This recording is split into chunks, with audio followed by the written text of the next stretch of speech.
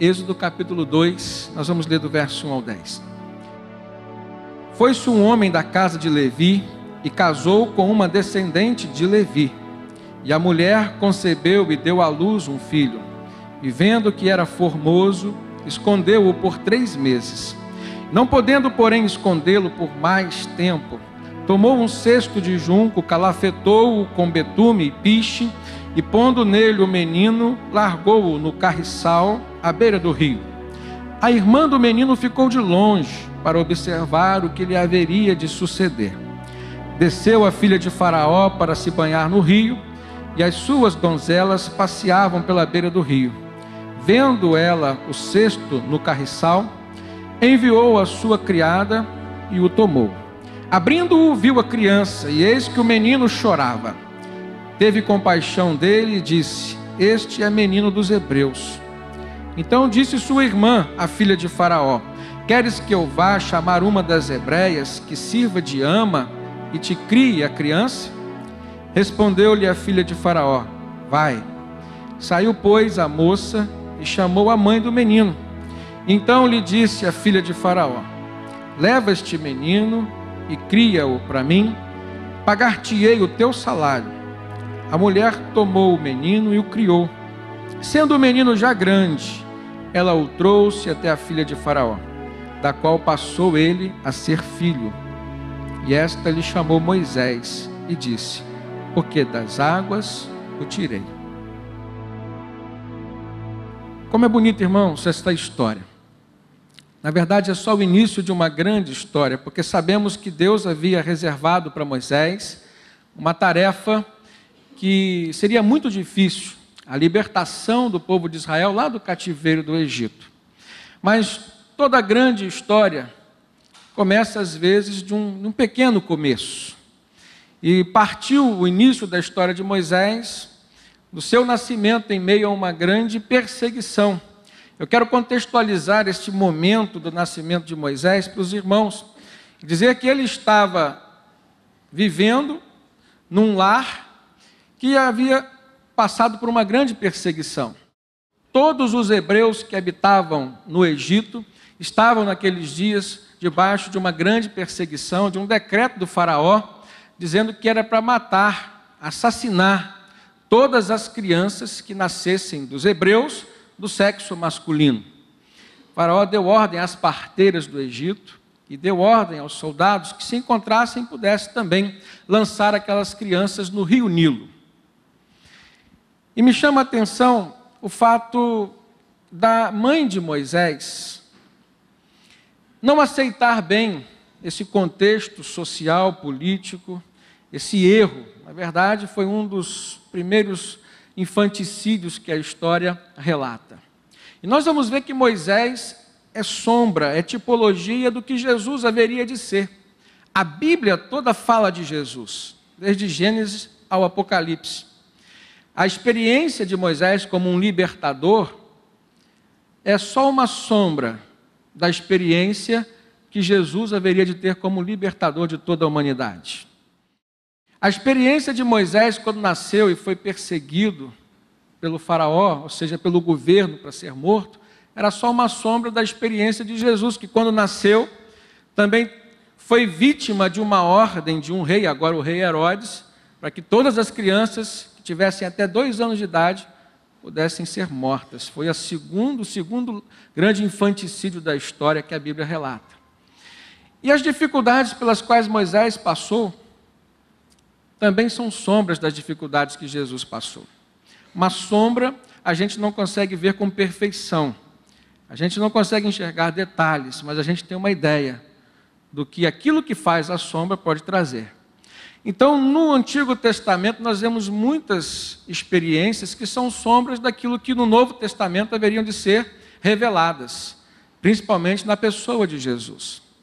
E da mesma forma que Maria, como mãe de Jesus, foi uma grande mulher escolhida por Deus para criá-lo aqui na terra, Joquebede foi uma grande mulher escolhida por Deus para criar Moisés. Mas a Bíblia fala lá em Provérbios, no capítulo 31, verso 30, que enganosa é a graça e vã a formosura, mas a mulher que teme ao Senhor, essa será louvada. E nós percebemos na história que pelo menos há 3 acontecimentos marcantes na vida de uma mulher de Deus. O primeiro deles é a presença do temor do Senhor, que dá à mulher, e poderíamos dizer também a qualquer pessoa, uma nova estatura. A segunda característica marcante é o conhecimento que se tem do Senhor. O conhecer a Deus fortalece e nos faz prosseguir diante de um alvo que nós temos estabelecido. No caso de Joquebede, ela tinha um alvo estabelecido por Deus. Era a criação, a preservação da criança que Deus havia dado a ela como herança. Uma outra característica marcante é que a intimidade com Deus ou com o Senhor capacita as pessoas a suportarem as tribulações. E da mesma forma que nós vemos isso acontecendo com pessoas lá no passado, homens e mulheres de Deus, nós podemos perceber isso em nossas vidas hoje. O apóstolo Paulo diz na segunda carta aos Coríntios, no capítulo 4, que em tudo somos atribulados, mas não angustiados. Às vezes ficamos perplexos, mas não desanimados. Às vezes somos perseguidos, mas não desamparados. E ele conclui, às vezes somos até abatidos, mas nunca somos totalmente destruídos. E uma das grandes lições que nós aprendemos com Joquebede, irmãos, passa pelo campo da perseverança, passa pelo campo da luta contra aquela tribulação. Eu creio que não há tribulação maior na vida de uma mãe do que a instabilidade da vida do seu filho ou da sua filha. Não existe nada que abala mais o coração de um pai e de uma mãe do que a dúvida sobre a saúde, sobre a preservação dos seus filhos. Mas Deus permitiu que fosse assim na vida de Joquebede. Deus permitiu que fosse assim na vida de Maria, mãe de Jesus, e Deus permite hoje que possa ser assim também na vida de alguns de nós. Mas o fato que nós precisamos ter atenção é que junto com a aprovação que Deus permite, a Bíblia diz que Ele sempre permitirá o escape. Ele sempre dará uma saída. Quer seja de consolação, quer seja de preparo do nosso coração, ou quer seja de solução de uma forma definitiva. Às vezes nós não estamos vendo o mover de Deus e Deus está se movendo. Às vezes nós não estamos vendo o agir de Deus e Deus está agindo. Às vezes nós não estamos conseguindo sentir paz no nosso coração, mas o Espírito Santo está movendo, às vezes céus e terra, e nós não estamos percebendo. E é nessa hora que o homem de Deus, a mulher de Deus, precisa ver na vida de outras pessoas que já passaram por experiências assim, algumas lições, algumas características, irmãos. Vamos olhar o que Joquebede tem, né, de tão especial, que nós podemos hoje nos apropriar como atitudes, como qualidades, como virtudes para a nossa vida aqui. A primeira delas, nós vemos curiosamente que o nome de Joquebede significava Jeová é grande ou Jeová é glorioso. E ela já trazia no seu nome um estigma de que uma mulher, de ser uma mulher que haveria de ter a prova de que Deus é grande, haveria de ser grande na vida dela. Que a glória de Deus haveria de se manifestar na sua vida. E depois nós vamos entender, ela foi entender que se manifestou na sua vida através do seu filho, através da sua família. Ela foi uma mulher de coragem, ela foi uma mulher com determinação, com criatividade associada à sabedoria, e ela foi uma mulher que tinha perseverança, uma mulher persistente. E também podemos perceber que ela tinha muita fé. Era uma confiança ao extremo na pessoa de Deus, e que nós podemos chamar essa confiança de fé. Se nós olharmos no verso 2 desse capítulo que lemos, Êxodo capítulo 2, nós vamos ver que diz que ela concebeu e deu à luz um filho, e vendo que ele era formoso, escondeu-o por 3 meses. Lembrando do contexto, irmãos, havia uma lei de Faraó que toda criança que nascesse, sendo homem, filho de hebreu, deveria ser lançado no rio Nilo para morrer. ela foi persistente, ela teve coragem aí. Coragem porque não obedeceu o decreto de Faraó. Coragem porque arriscou a sua própria vida, a vida de sua família. Ela foi uma mulher com determinação. O texto diz que ela conseguiu esconder o filho por 3 meses.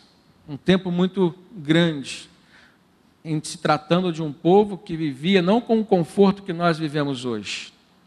Talvez se pensássemos em casas isoladas, em apartamentos isolados, talvez nós pudéssemos assim imaginar até uma forma de escondermos uma criança.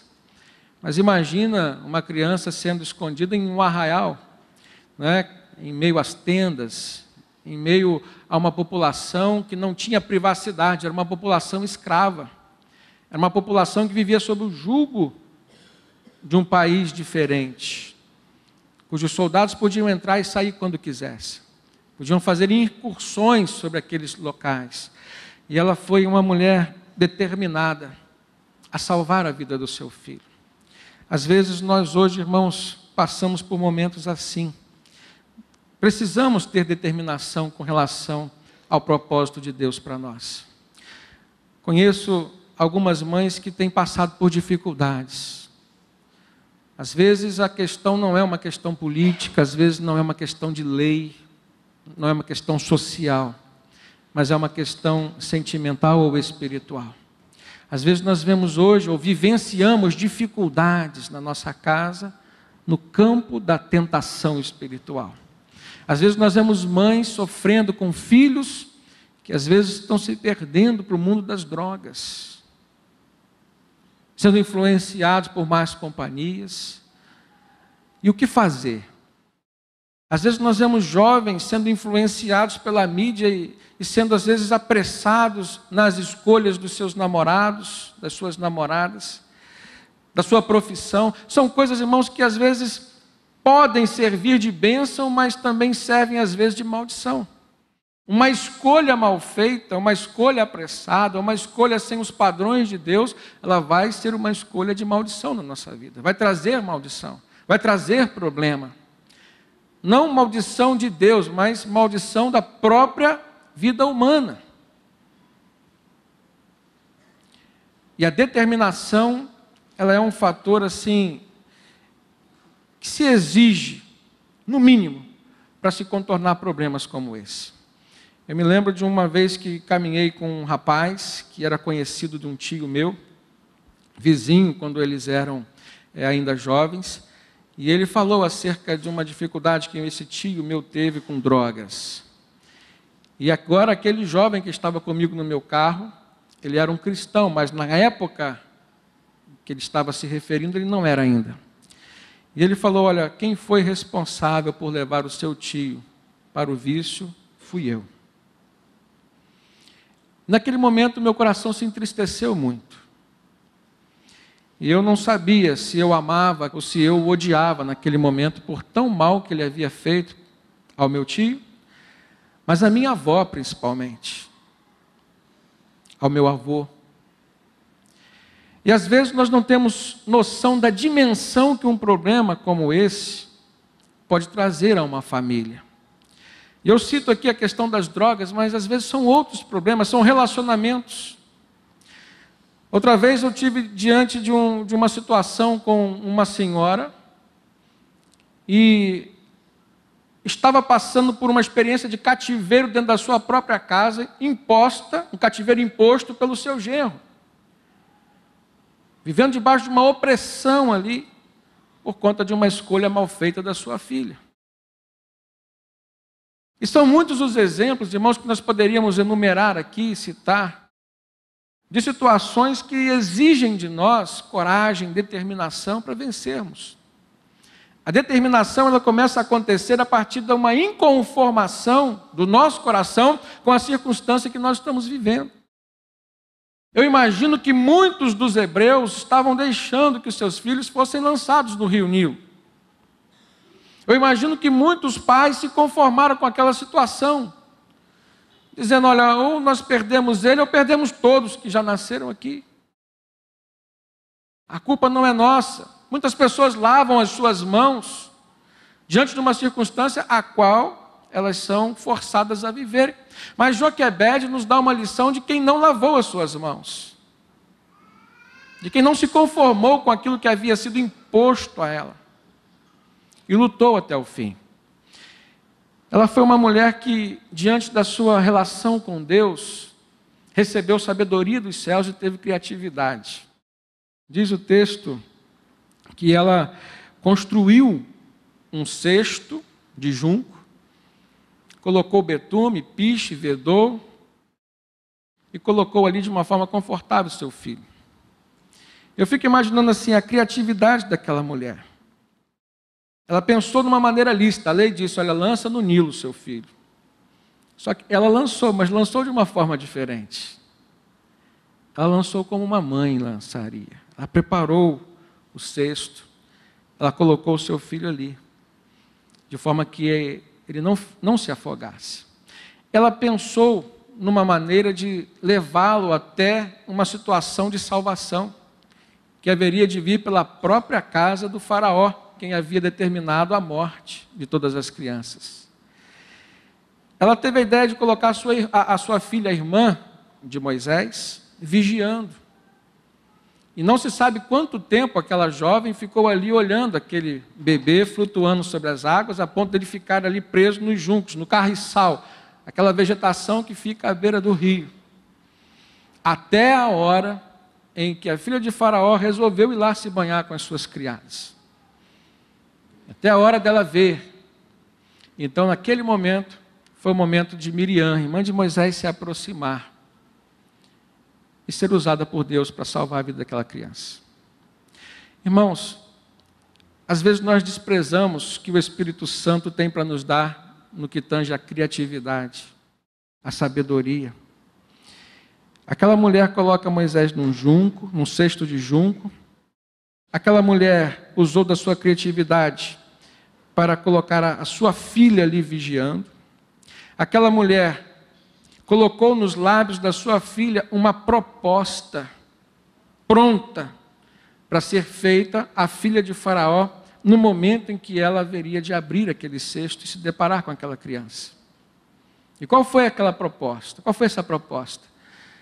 Quando a filha de Faraó abriu o cesto, viu a criança, verso 7 diz que Miriam, ela foi até a filha de Faraó e perguntou, olha, você quer que eu vá chamar entre as hebreias uma serva, uma criada, para criar esse menino para você?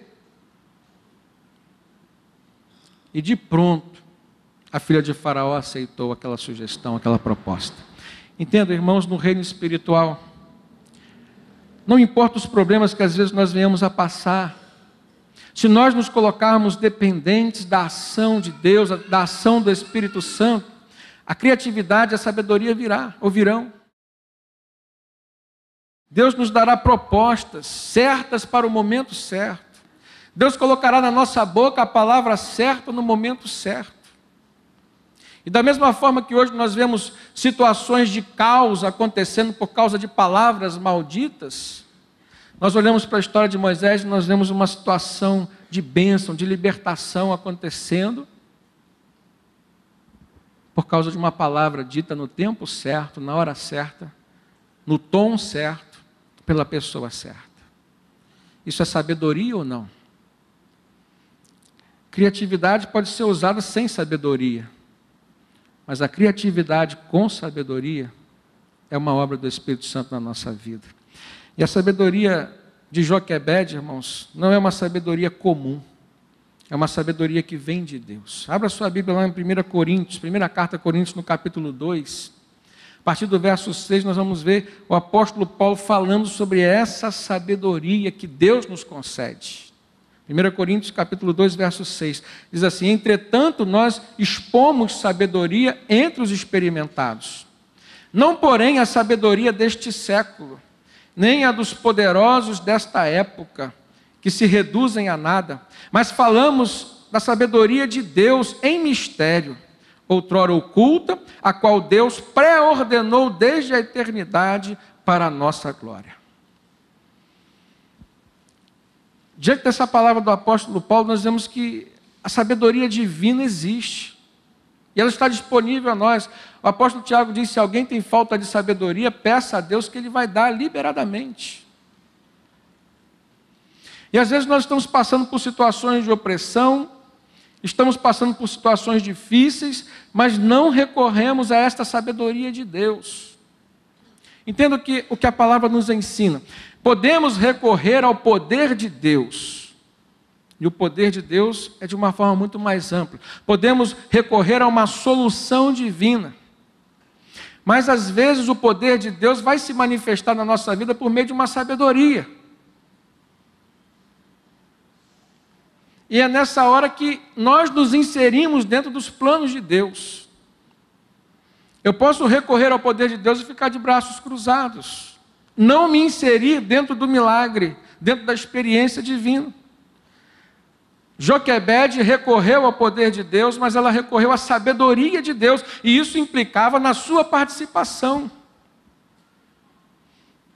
Isso implicava na sua participação. Às vezes Deus está esperando o momento de nós descruzarmos os nossos braços, nos envolvermos na nossa causa, mas de uma forma dependente de Deus, e o mover de Deus vai acontecer por meio de uma participação nossa. Se Joquebede ficasse orando, pedindo a Deus que livrasse o seu filho, e não agisse, provavelmente Deus fosse escolher outra criança, outra mãe, para uma outra criança que haveria de cumprir aquele propósito. E aí, nesse ponto, você, nós temos que nos permitir sermos tocados nesse sentido. Não podemos ficar de braços cruzados, irmãos, esperando. Houve situações e experiências que lá no passado, homens e mulheres de Deus ficaram de braços cruzados. E Deus operou. Mas houve muitos momentos em que Deus exigiu que os seus servos descruzassem os seus braços. E será que hoje nós estamos passando por alguma tribulação e ainda estamos vivendo debaixo de alguma opressão assim, porque os nossos braços estão cruzados? Será que existe alguma coisa que Deus ainda espera de nós e que nós não estamos fazendo?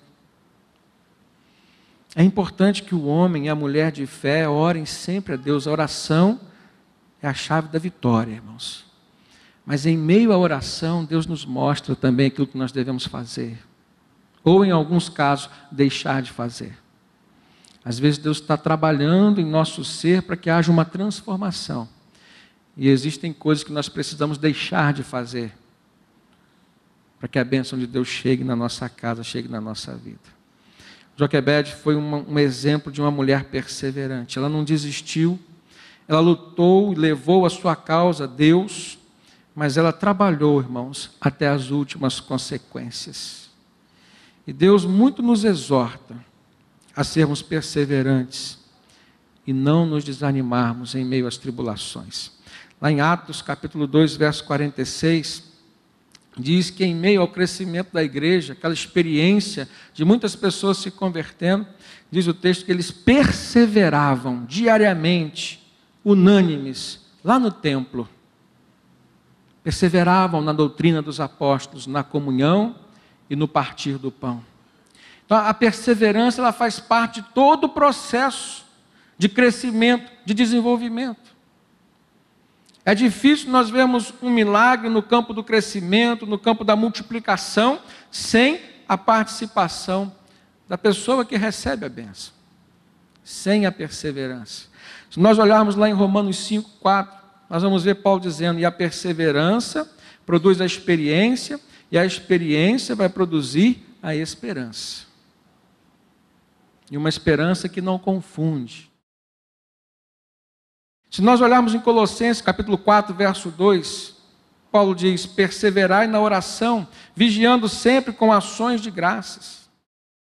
Na primeira carta aos Tessalonicenses, Paulo diz: orai sem cessar. Na carta que ele escreveu a Timóteo, ele diz: se perseverarmos também com ele, nós reinaremos. Mas se o negarmos, ele por sua vez nos negará. Então nós somos instados por Deus a estarmos orando, estarmos perseverando diante dele com as nossas causas. Agora pensa comigo aqui. Quantas vezes você pensou em desistir? A desistência é o contrário da perseverança. Uma pessoa que não persevera, ela já está no processo de desistência e às vezes não sabe. Quantas e quantas vezes? Quero dizer uma coisa para os irmãos. Entregarmos o nosso problema para Deus não significa desistirmos do nosso problema. Entregarmos uma causa para Deus não significa nos excluirmos dela. É simplesmente darmos a direção da nossa vida para Deus. E isso nós temos que fazer sempre. Entrega para Deus. Entrega sempre para Deus. E aí você vai ver o mover do Senhor agindo na sua vida. Nós olhamos na vida desta mulher, exemplo de confiança, exemplo de fé. Do verso 7 ao verso 9 do capítulo 2, diz assim: Então disse sua irmã, filha de Faraó: Queres que eu vá chamar uma das hebreias que sirva, de ama e crie para você esta criança? A resposta daquela mulher para a irmã de Moisés poderia ser não. A atitude da filha de Faraó quando abriu o cesto e viu aquela criança poderia ser uma atitude diferente daquela que todas as outras hebreias imaginavam ou esperavam. E de fato, irmãos, o destaque na fé que esta experiência de Joquebede nos mostra reside no fato de que não se relata aqui que outras mães fizeram o que Joquebede fez. Muitas mães lançaram seus filhos ao rio. Muitas mães não acreditaram que poderia haver salvação para os seus filhos. Mas Joquebede creu, ela confiou. E ela achou, diante da revelação que Deus deu a ela, a sabedoria dos céus, que o melhor aconteceria. Entendo que às vezes hoje nós pensamos muito no pior. Às vezes nós pensamos mais nas impossibilidades do que nas possibilidades. Se Joquebede estivesse presa aos paradigmas das impossibilidades, ela não colocaria seu filho no cesto, não colocaria no rio, não deixaria Miriam esperando e não acreditaria que a filha de Faraó quisesse criar aquela criança. E não acreditaria no que é mais interessante aqui. Pela proposta que Joquebede colocou na boca de Miriam, para que Miriam pudesse fazer a filha de Faraó: quer que eu vá arranjar para você uma hebreia? E quem haveria de ser essa hebreia? A própria mãe do menino. Às vezes Deus nos dá uma ideia, mas nós não perseveramos nessa ideia, nós não confiamos que ela vai dar certo. Entendo, irmãos, aonde se constitui o milagre? No campo da fé, da confiança, porque senão não seria milagre. Se fosse uma coisa comum, não seria um milagre. É preciso haver desafio, é preciso haver mais impossibilidades do que possibilidades, mas é aí que o crente mostra a sua fé. Em meio a tantas impossibilidades, ele pode crer em uma só possibilidade. E foi o que Joquebede fez. E olha, irmãos, como Deus é maravilhoso quando nós trabalhamos no campo da fé. Olha para esse texto. Quando Miriam faz a proposta para a filha de Faraó, ela diz sim, ou seja, vai lá, então chama essa hebreia. Olha as surpresas que Deus reserva para nós. Miriam vai, chama Joquebede, Joquebede chega até ela. Diz o texto: saiu, pois, a moça, que é Miriam, e chamou a mãe do menino, que é Joquebede. Então disse a Joquebede, a filha de Faraó: leva este menino, cria ele para mim, e eu ainda vou te pagar um salário. Eu acho que Deus reservou a surpresa que Joquebede não tinha pensado, no salário para criar o seu próprio filho. Ela estaria pronta a pagar e dar tudo que ela tinha para poder criar o seu filho. E Deus fez diferente. Deus deu o seu filho para ela criar e ainda acrescentou condições melhores financeiramente para que ela criasse o seu filho. Em meio a uma situação de opressão, de escravidão, de todas as mulheres ali perdendo suas crianças, uma mulher que não se conformou, que creu, que agiu, descruzou os seus braços, foi à luta, mas nunca desanimou e nunca tirou Deus da direção. Esta mulher recebe o seu filho para criá-lo e ainda recebe uma condição diferenciada para dar ao seu próprio filho. Entendo como que Deus nos surpreende, mas é necessário nós agirmos no campo da fé, darmos um passo a mais em direção à proposta de Deus. Lá em 1 João, capítulo 5, verso 14, o apóstolo diz: e esta é a confiança que temos para com Ele, que se pedimos alguma coisa segundo a sua vontade, Ele nos ouve. E foi justamente isso que aconteceu. Joquebede pediu algo que era da vontade de Deus, a preservação da vida daquele menino.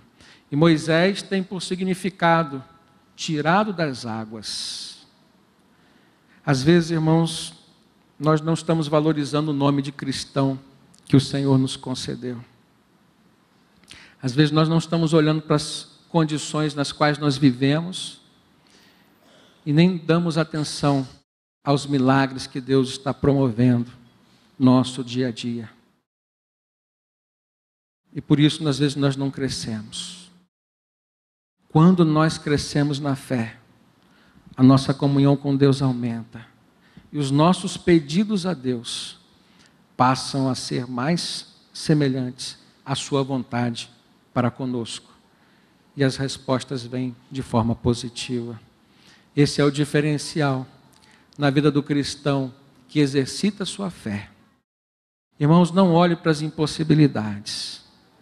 O mundo pode dizer não, mas se a vontade de Deus for sim, o melhor vai acontecer para você. Por isso que Tiago diz: não suponha o homem que tem o seu coração dobre, que ele alcançará alguma coisa de Deus. O homem de ânimo dobre, ele é inconstante em todos os seus caminhos. Deus pede de nós constância. Seja um varão, uma varoa valorosa de fé. Não se aparte dos caminhos do Senhor. Nunca deixe de ser submisso a Deus. Por menor que seja o seu problema hoje, não retenha para você.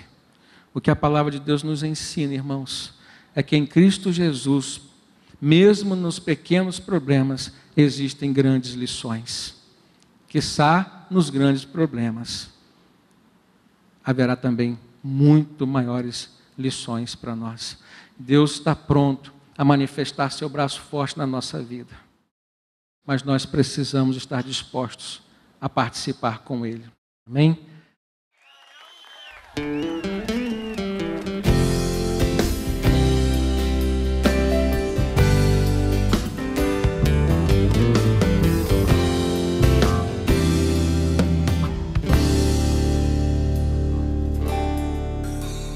Não há mais tempo para sonho, não há mais tempo para utopia. O presente é esperança, esperança é certeza.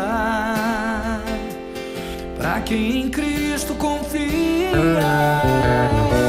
anunciar a sua verdade, lutar sem temer o inimigo, é o ideal de quem vive a vitória que um dia foi lá na cruz garantida. Nosso descanso é eterno, mas essa vida que não. A nossa guerra é agora, nesse mundo de tanta ilusão. Ele precisa ouvir e ver a verdade em nós triunfar. Pé na terra, mão no arado, pois a noite já está para chegar.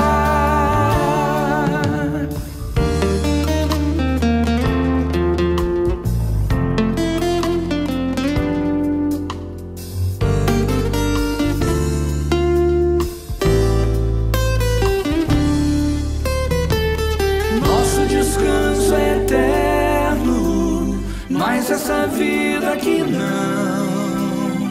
A nossa guerra é agora, nesse mundo de tanta ilusão. Ele precisa ouvir e ver a verdade em nós triunfar. Pé na terra, mão no arado, pois a noite já está pra chegar.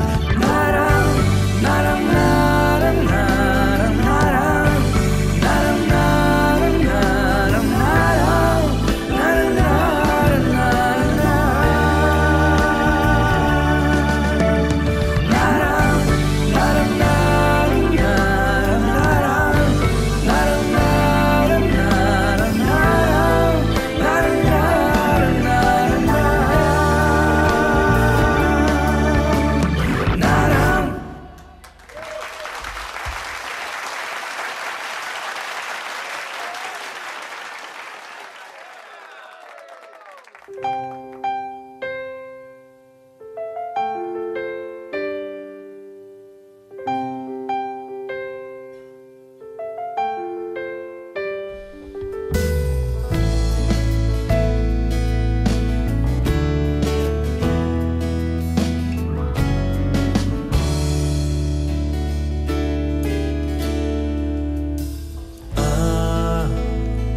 Esperança de morar no céu trago em mim, pois Jesus já prometeu.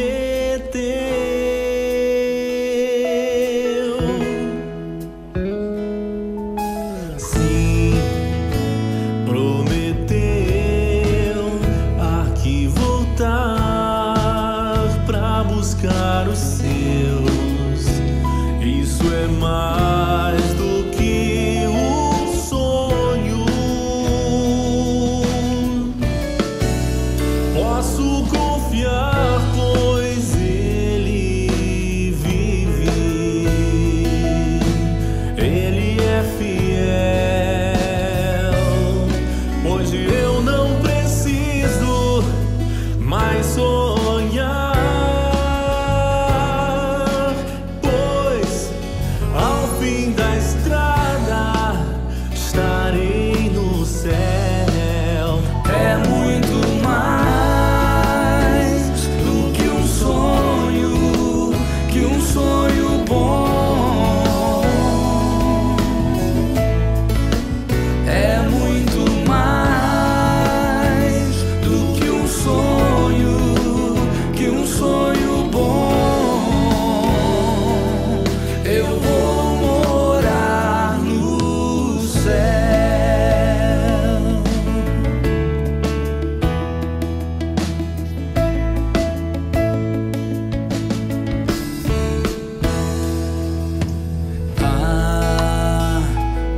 Então, imaginar como há de ser o momento triunfal. Creio que o sofrer do dia a dia jamais será comparado a esta glória. Esta é a razão por que eu sou feliz, porque canto assim. Hoje eu não preciso mais sonhar.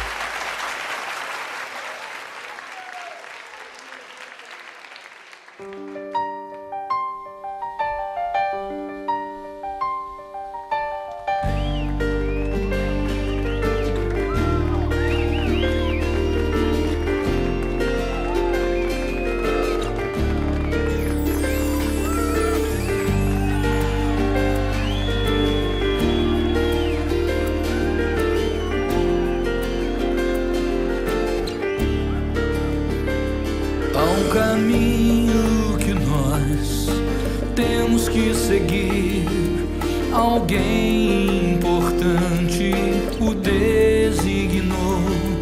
A vida é como a fumaça que se esvai, igualmente a rosa que murcha e cai.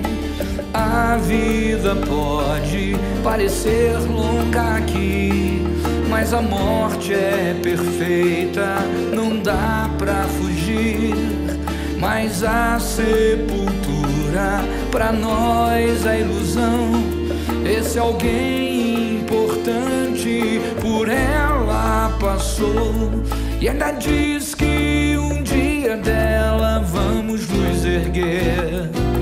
Jesus virá e nos levará ao céu, onde estarão os sinais de uma dor, quando o Filho do Homem ao céu nos levar. E nossas lágrimas onde estarão, quando finalmente Cristo vier nos buscar.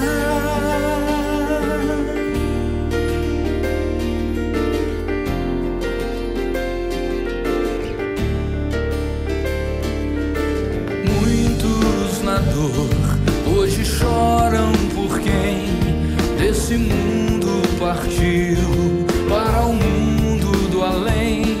Mas nós temos em Cristo a esperança de ver nosso irmão que partiu para sempre viver. E numa reunião de prazer sem igual, veremos nossa vitória final, onde estarão os sinais de uma dor, quando o Filho do Homem ao céu nos levar. E nossas lágrimas onde estarão, quando finalmente Cristo vier nos buscar. Quando o último inimigo morrer, ouviremos uma canção, e aqueles que adormeceram